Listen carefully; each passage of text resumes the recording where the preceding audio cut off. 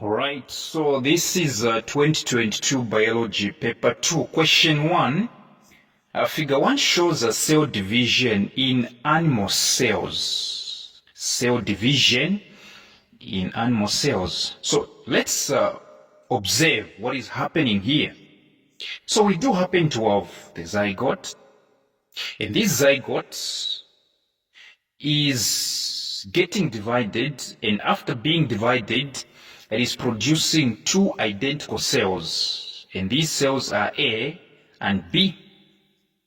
By the way, a zygote is simply a fertilized egg.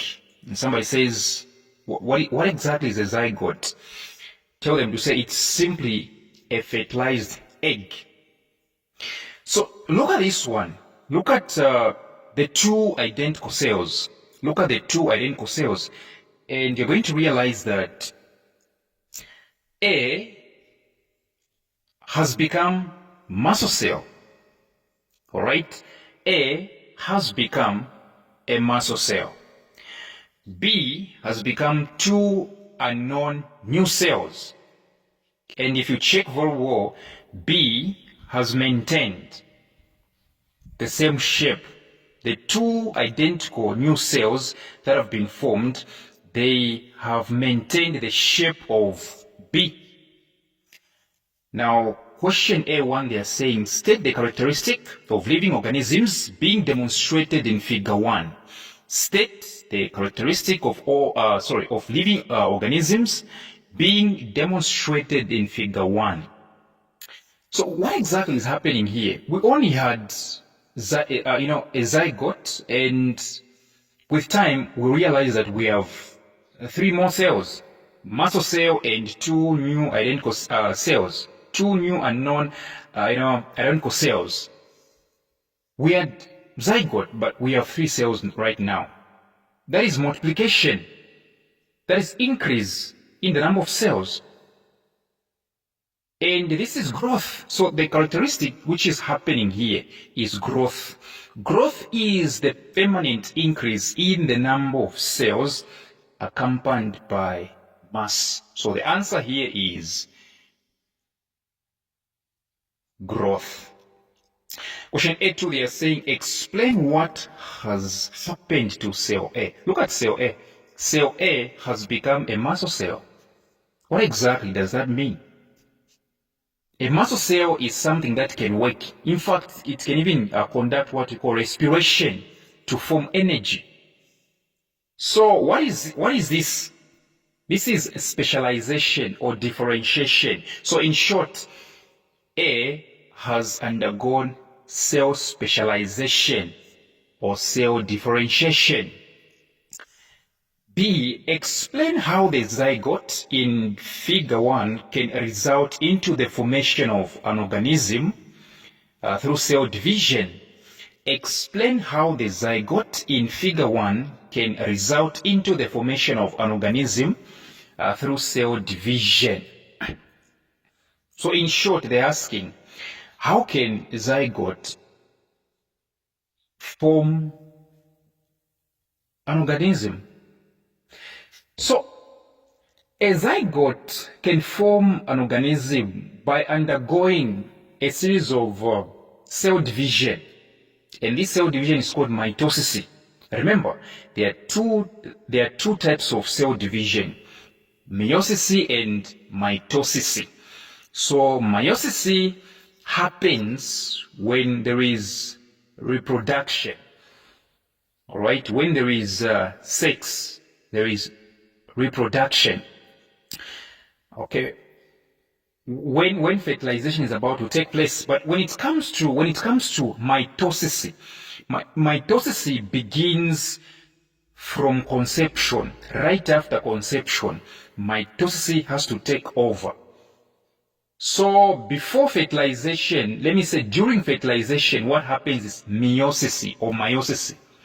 But immediately zygote is formed, mitosis takes place, which means for you to grow, you need not meiosis, you need mitosis. But when you were conceived, when you were getting conceived, what you needed was meiosis or meiosis.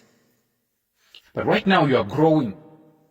Okay, what is happening is mitosis. Mitosis is helping you to grow. So a zygote simply undergoes, through a series of cell division.